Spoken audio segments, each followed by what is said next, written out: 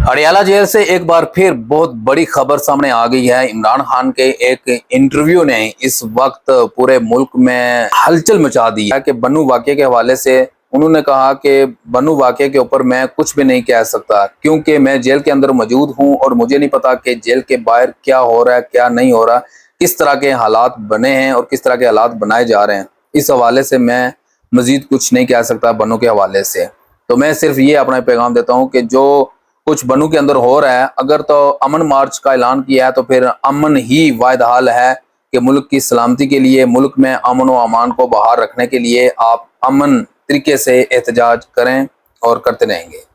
और दूसरी तरफ उन्होंने ये भी एक खदशा ज़ाहिर किया कि उनकी जो पीटीआई की एक ऑफिशियल वेबसाइट थी जिसको रिमूव कर दिया गया, यानी ख़त्म कर दिया गया। उन्होंने कहा कि ये वेबसाइट हमने 2000 में ये बनाई थी और इस वेबसाइट के ज़रिए हम अपने अवाम को, अपने कारकुनों को एक मैसेज दे रहे थे, लिहाजा वो तमाम का तमाम सेटअप यहाँ से उन्होंने चुरा लिया और ये सारा सेटअप उन्होंने ख़त्म कर दिया।